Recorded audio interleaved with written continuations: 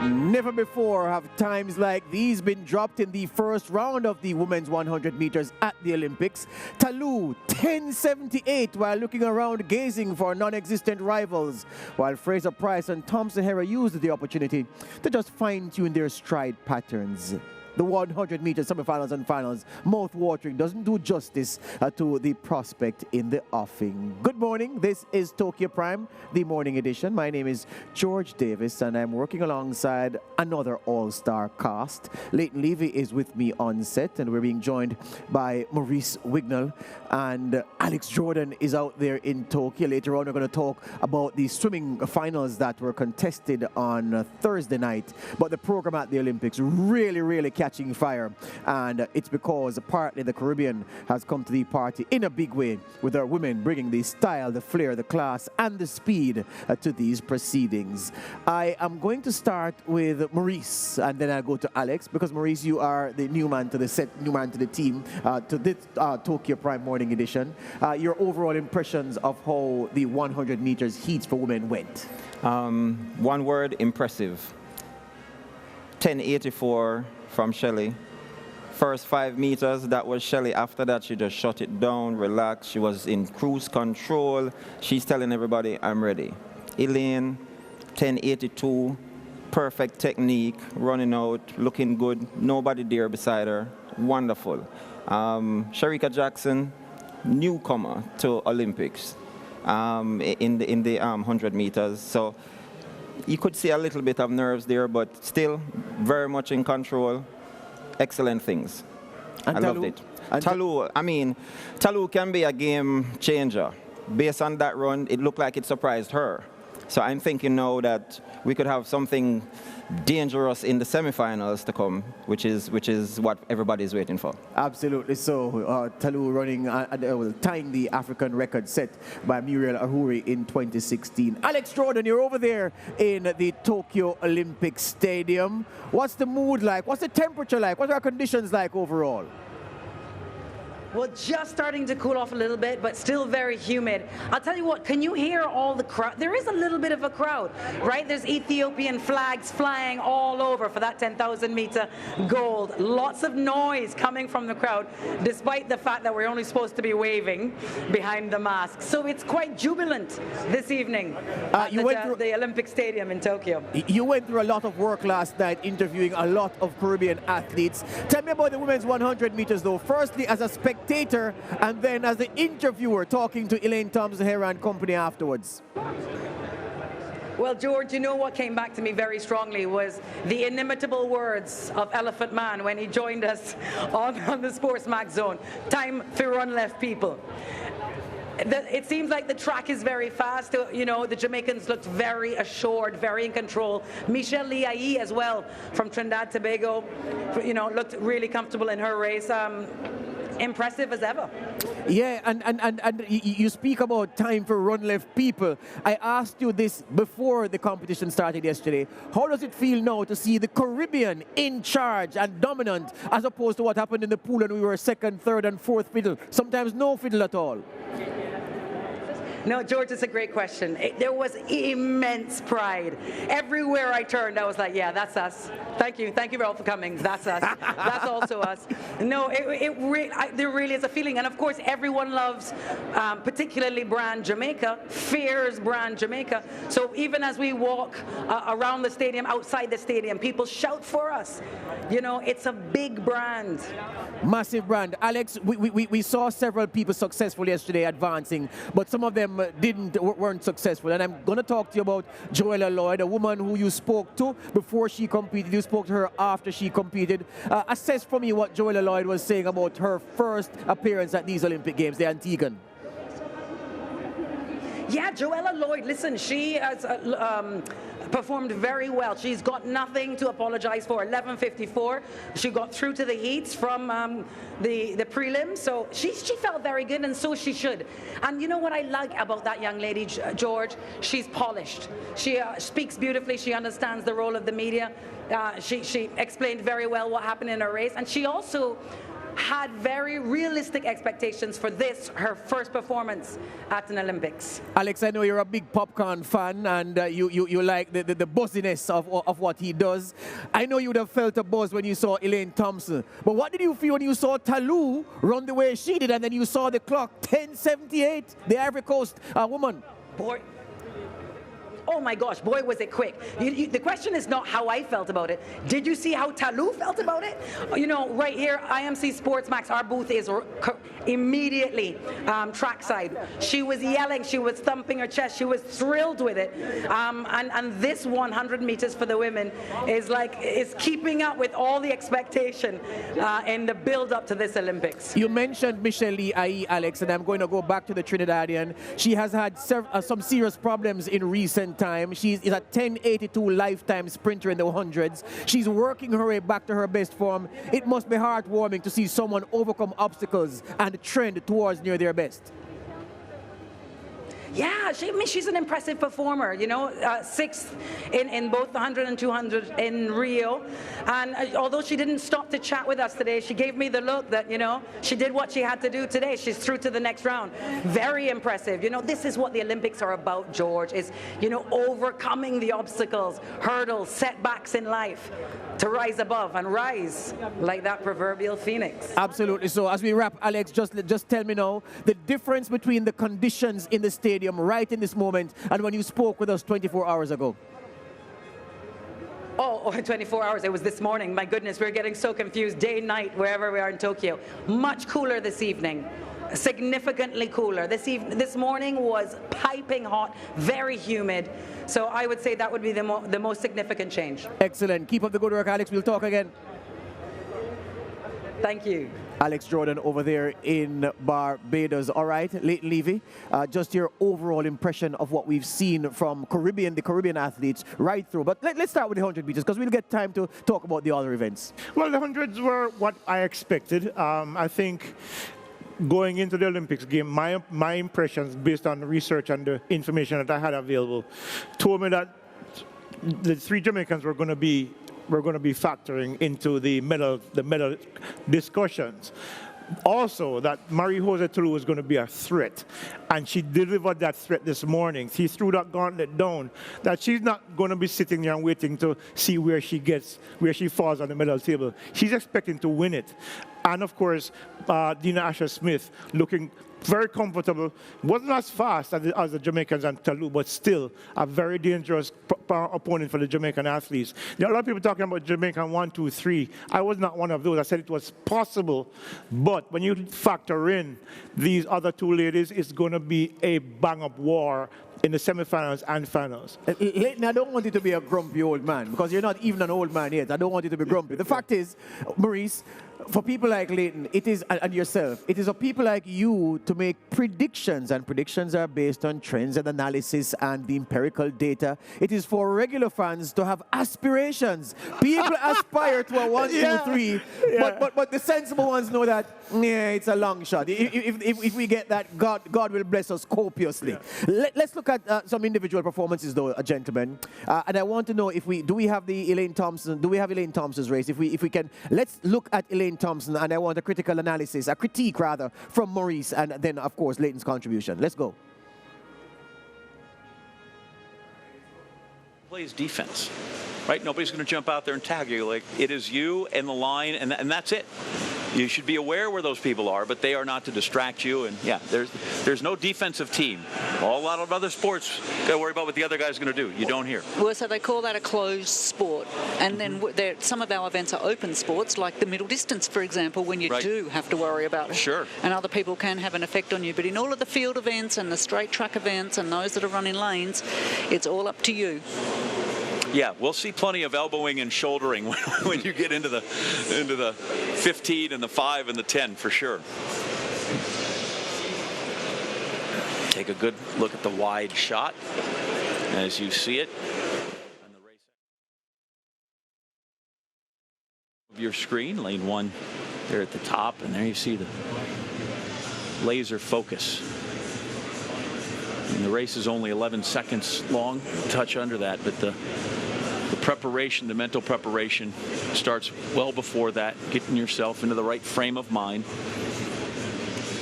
Which always seemed to amaze me about Usain Bolt. He was able to focus so quickly, right? He joshed with the people with the baskets, and he was talking to everybody, and then all of a sudden it was time to go, and he was locked in, and off he went. I think horses for courses on all of that, you know, and perhaps had he not done that, he may not have run as well.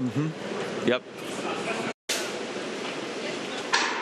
Guns up, guns off, as are our runners. And there in lane 7, Thompson Hurrah pulling away, and Kemben Judy right behind. Good effort by her. And 10:82 that's pretty sporty to come out of the blocks with. If there was a prize for the most beautiful form in sprinting, you'd be hard-pressed to find another candidate to rival Elaine Thompson-Herah for that award. Maurice, from start to finish, tell me what you saw. Let me tell you, you had Elaine for the first 50 meters. That was her drive phase. That was her execution. It was perfect. It was flawless. And then after that, she realized, I'm now in the transition. There's nobody there. Let me conserve some energy. Let me just manage this race because there are more rounds to come. And that's exactly what she did. Just manage the race, shut it down. She glanced over slightly, saw that everything was fine, and then she went through the line. I think she was kind of surprised with the time because after everything, she gave a wonderful smile, which said that, no, I'm satisfied with that, and I wasn't even pressing. So if I can do that, not pressing, there's danger to come. Leighton, take me from when she engaged the drive phase to the finish. Well, one of the things that was impressive about that race with Elaine was her patience. Huh?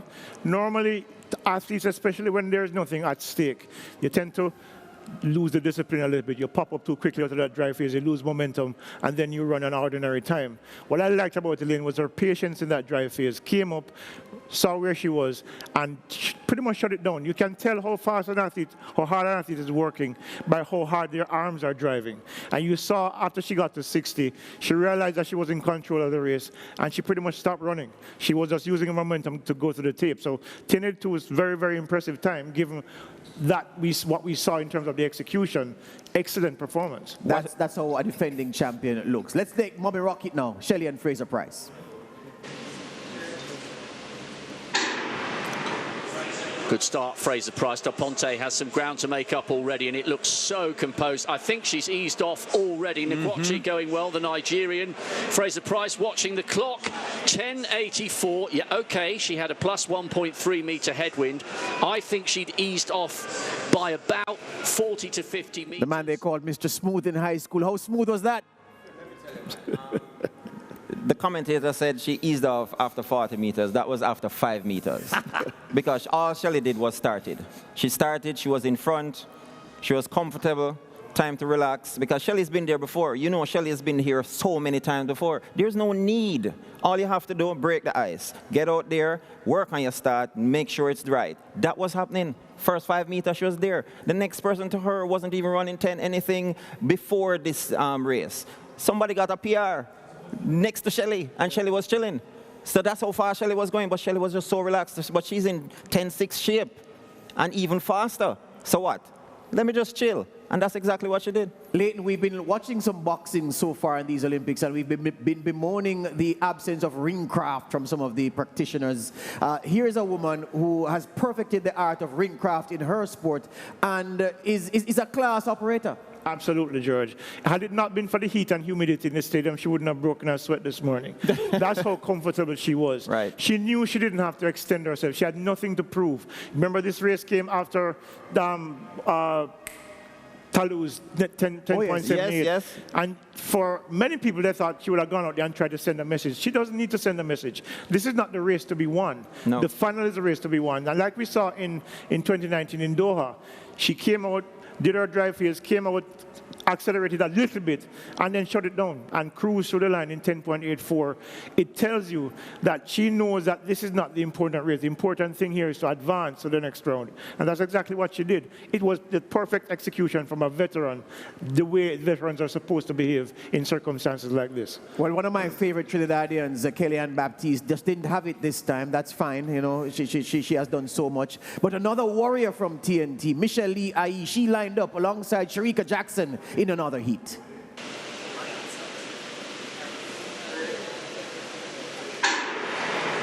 Jackson was late to rise. Michelle Lee got away well, but Jackson looks so composed here. The Australian running well. But Shericka Jackson all at a canter. Jackson and IE and Prandini. Cruise control from all three.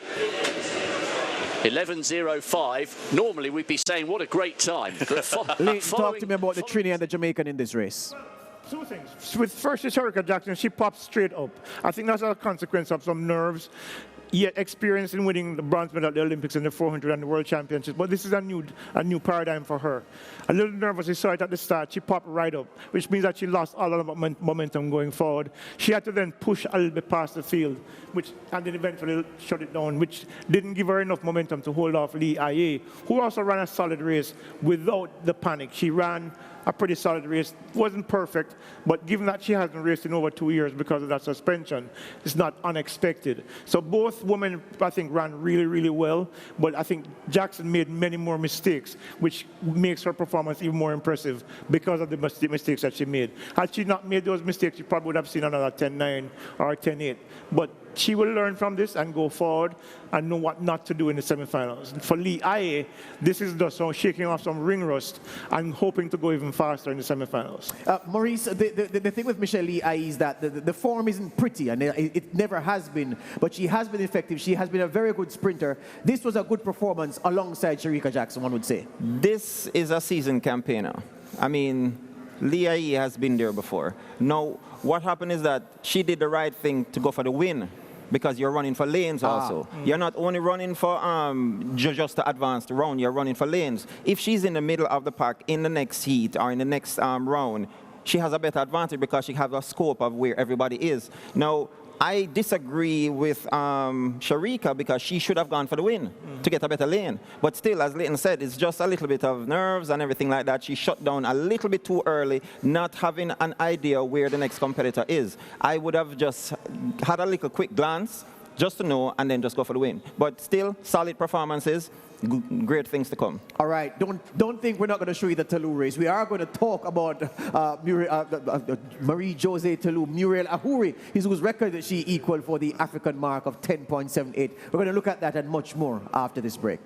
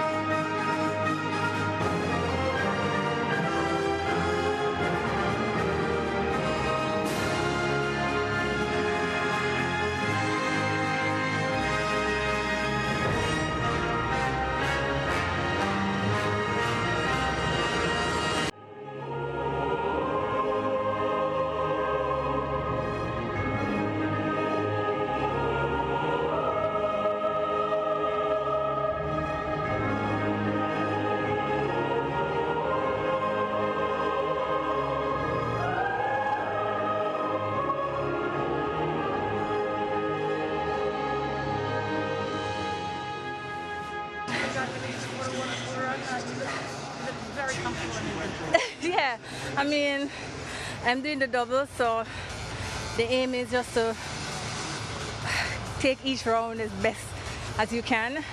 I'm sure the next 2 rounds from this will be super competitive, so you just have to come out and execute the best way you can and just hope for the best.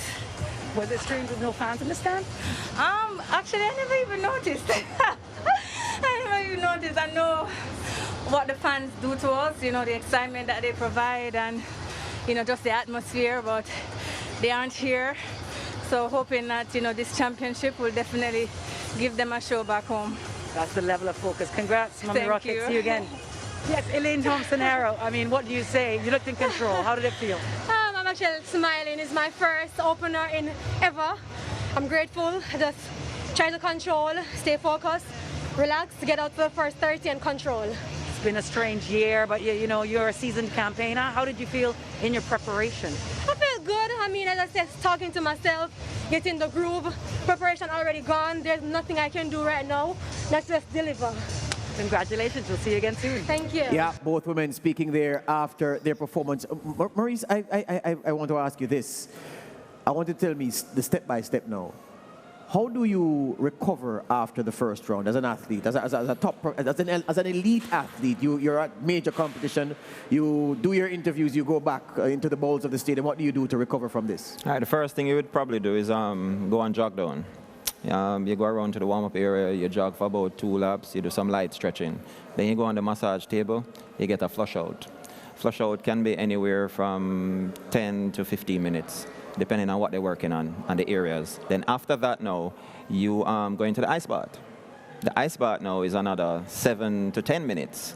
And then from there, where you do the ice bath, you put on your sneakers, you get back on the bus or the transportation, wherever you go back to the village, and you just sleep. Just rest, get off your legs, and just relax. And you hope that that will just do what you do. In all that time, you're hydrating. Right. You have to be hydrated. I notice you don't say anything about food.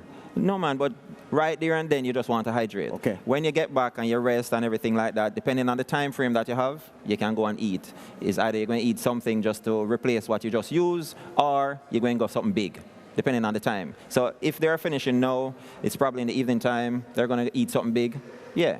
Get something big, but all of that stuff is done before you're eating. Excellent. Leighton, I'm sure it's a factor before the race, after the race, walking into the stadium. But you heard Shelly-Ann Fraser-Pryce say she didn't even notice that the stands were empty. Yeah, because as I said before, when you're in training, when you're pushing your body to the limits to prepare for these moments, the only people who are there are your coaches and your training partners. When you go into the stadium, it's the same thing. You block everything out because the only thing that matters is what happens in your lane.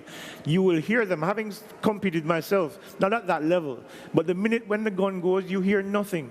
The only thing you hear is your own heartbeat and your own breathing. She wouldn't miss the crowd even if they were there, because they don't matter. The tunnel vision is like that. The focus is right there. You will hear them after. But after, when you win, it doesn't matter if anybody's there or not, because the whole world is seeing it on TV.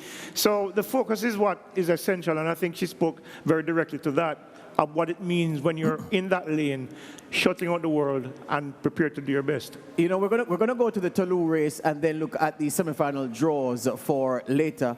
Just to say that the three of us on set are former athletes, but in real terms, what Maurice has achieved, it makes me and Leighton, it's criminal for us to say that we were athletes relative to what Maurice has done, right? Let's look at Toulouse, though, gentlemen, before we look at the semi-final draw, because we have to show the viewers what it is that the Jamaicans and the other Caribbean athletes who've gone through to the semi-final draw, what it is that they're going to have to deal with.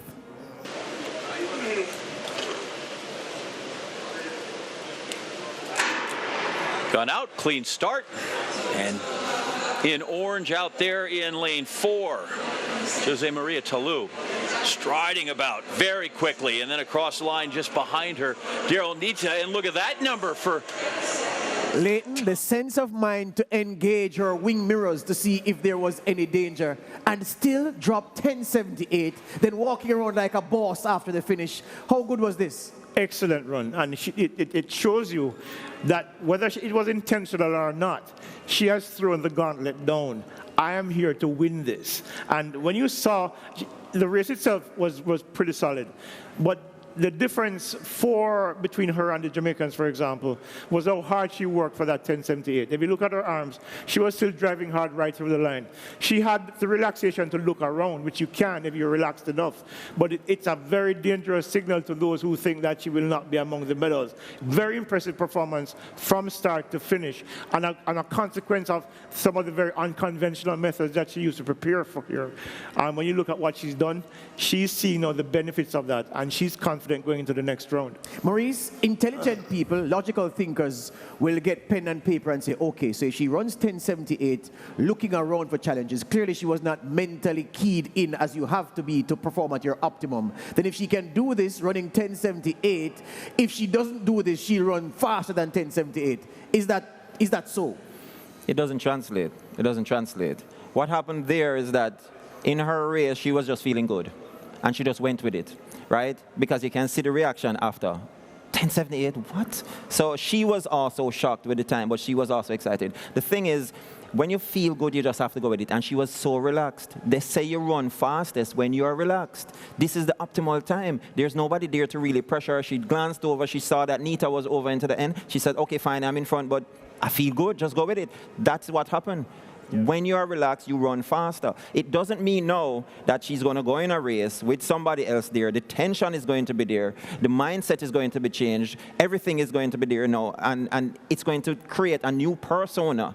That is not what you need. If she can relax, as she did here, she can reproduce that time. But trying to think that something different could happen and then reproduce that, that's wrong thinking.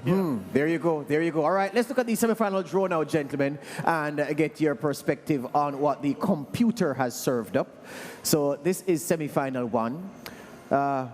Bingham from Canada, Gaither from Bahamas, Elaine Thompson-Herah, Okabari from Nigeria, Del Ponte from Switzerland, Asher Smith, the Briton, Jenna Prandini, the American, who worked hard in her opening heat, to be fair, and Pinto from Germany. Maurice, how do you see this one? Who qualifies from this based on time, based on pedigree?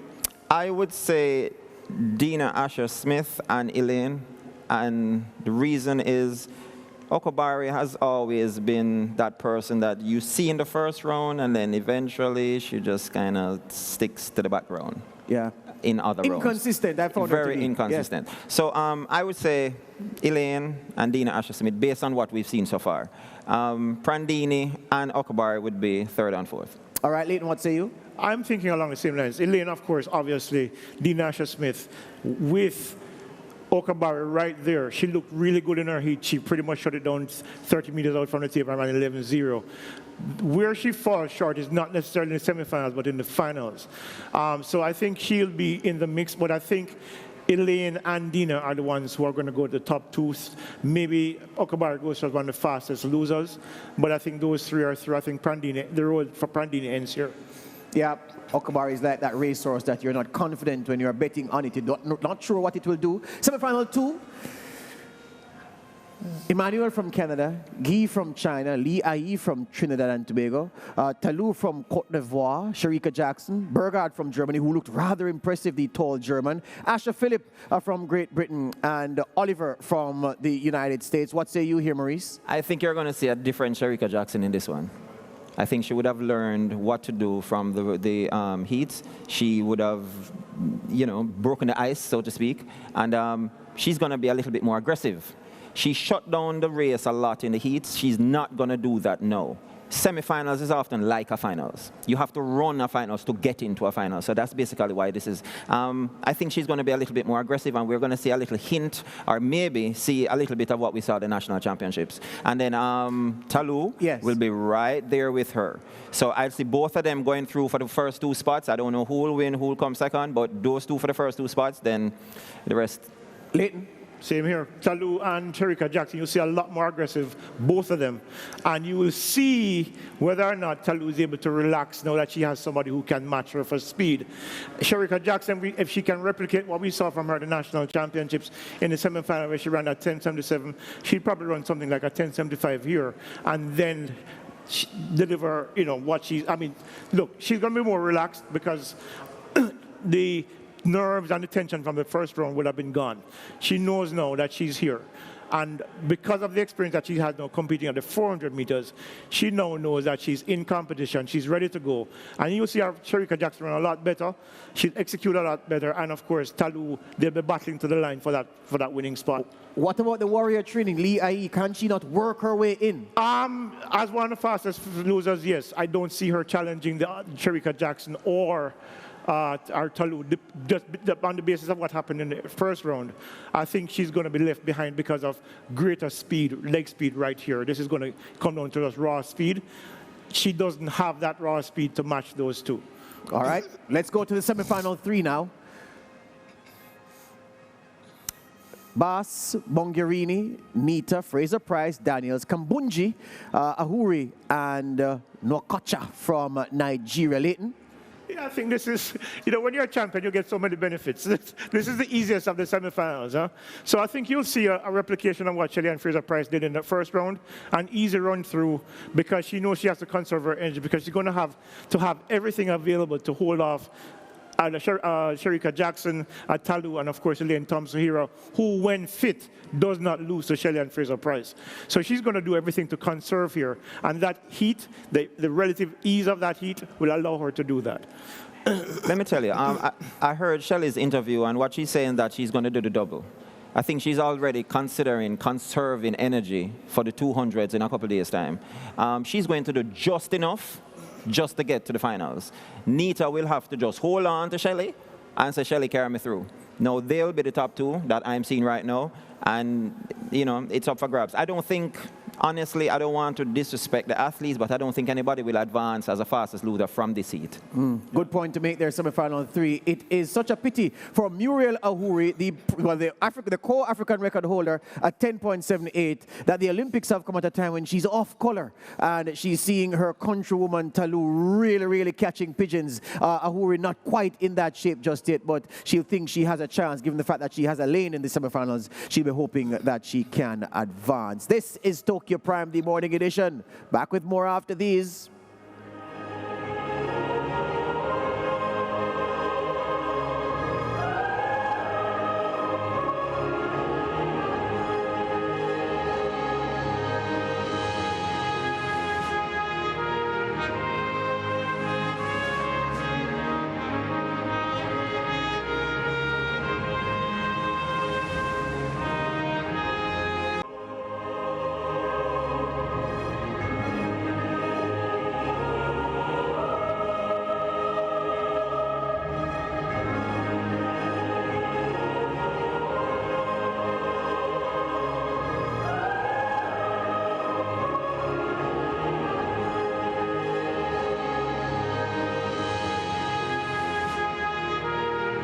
Yeah, there was, of course, a strong Caribbean presence in other events on the track and in the field on Thursday. And we're going to talk about some of those other performances now, because Leighton, the BVI's Kyron McMaster, 48.79 in his opening heat in the men's 400 hurdles.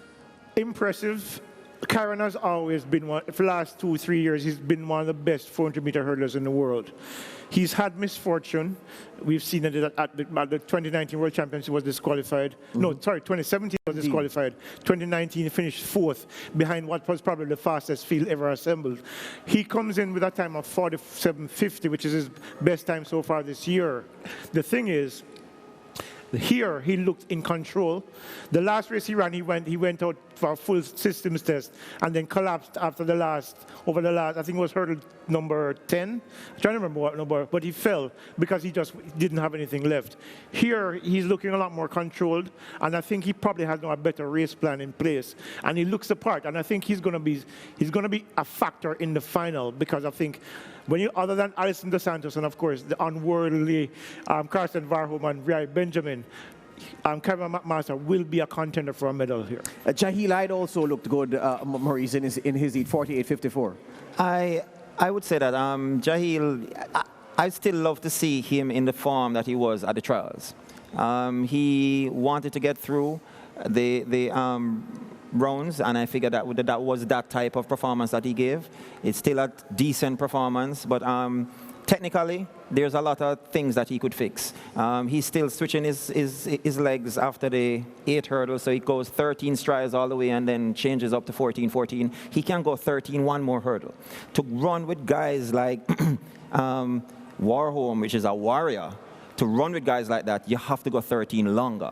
That is going to be a factor. If he's not able to do that, he's going to be a problem. But this is a good opener so far. Very aggressive, but still technically needs some work. I am okay with this one now. I just expect that next round, let's do something better. Yeah, and when I said to you that he looked good, I meant looking good from the perspective that there were so many things to fix that he could fix. Indeed.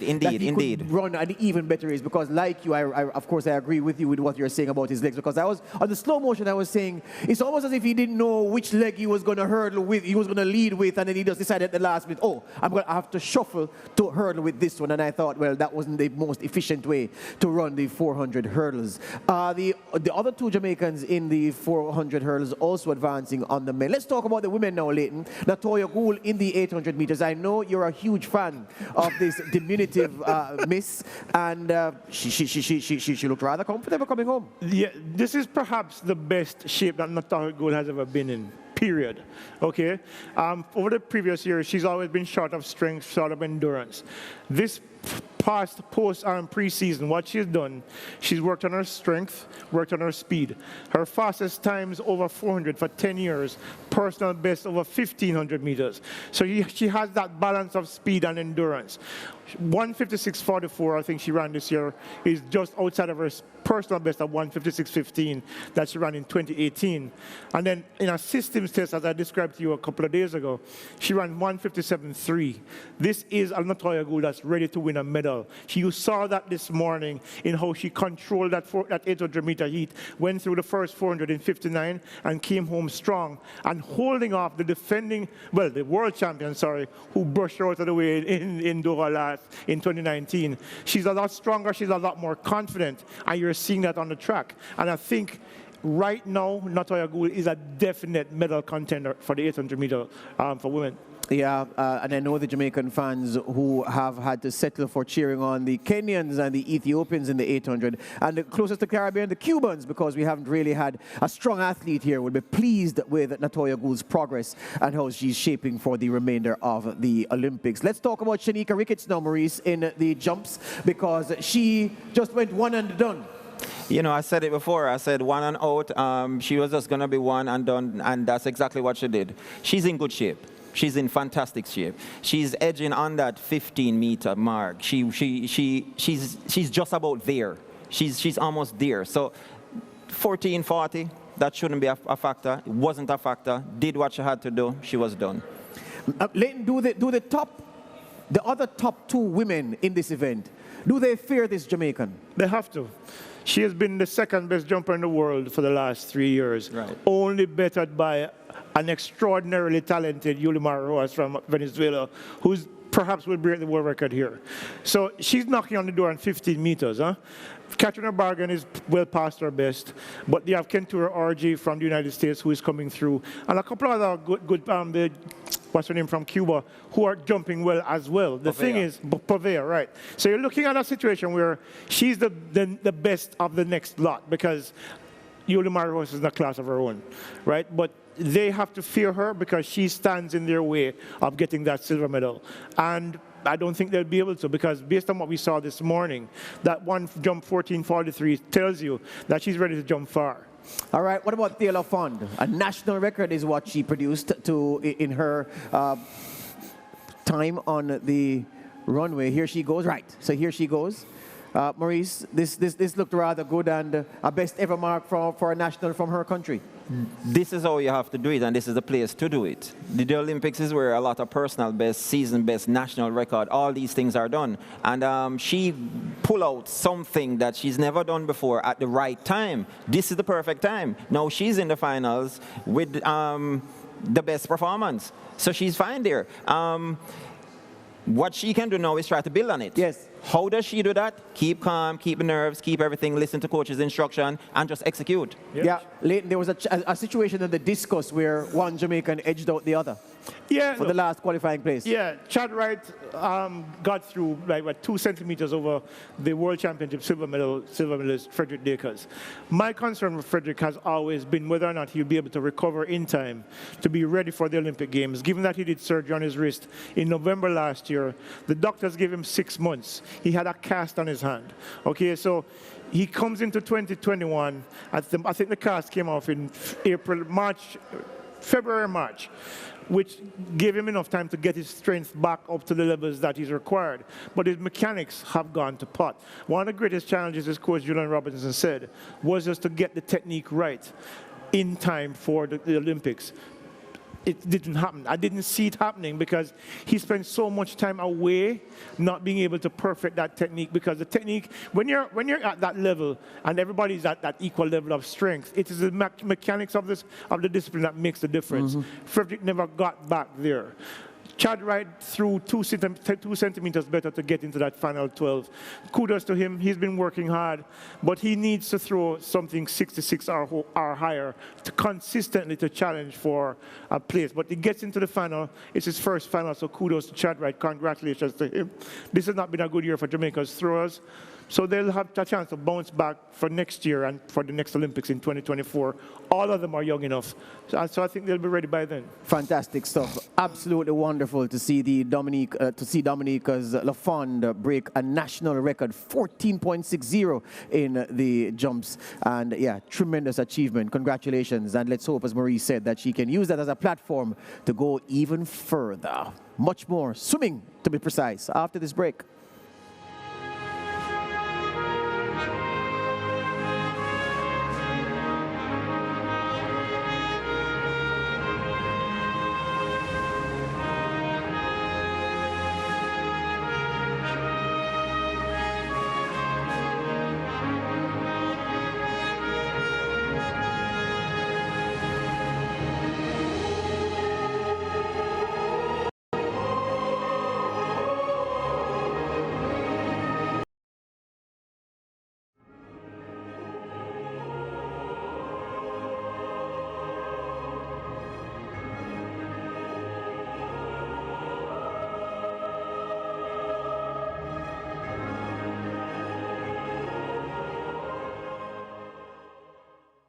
Schoenmaker in the battle for bronze. There are 3 in a line. Molly Renshaw for Great Britain, Laser for the United States, and the young Chikadova as they come round to the final turn. They're neck and neck for gold. This is a terrific performance from King.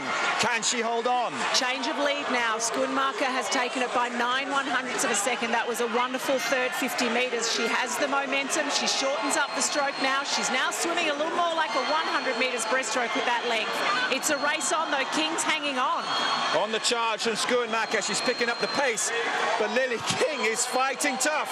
They're both under world record pace at the moment, but Schoenmaker looks like she just has the momentum in the final 15 metres. Lily King, the American, is fading. The field are coming back on her, but there's no doubt about the winner. Is she going to set the world record? 2:18.95 is a world record in gold for South Africa for Tatiana Schoenmaker. She can barely believe what she's just done.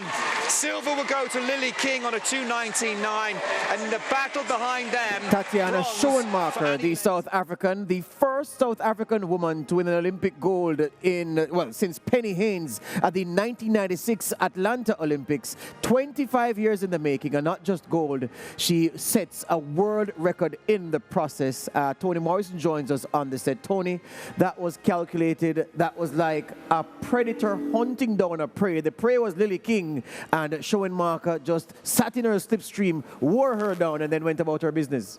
Yes, what it has proven is that technique over raw brute strength. Lily King has always been the strong swimmer, pushing through.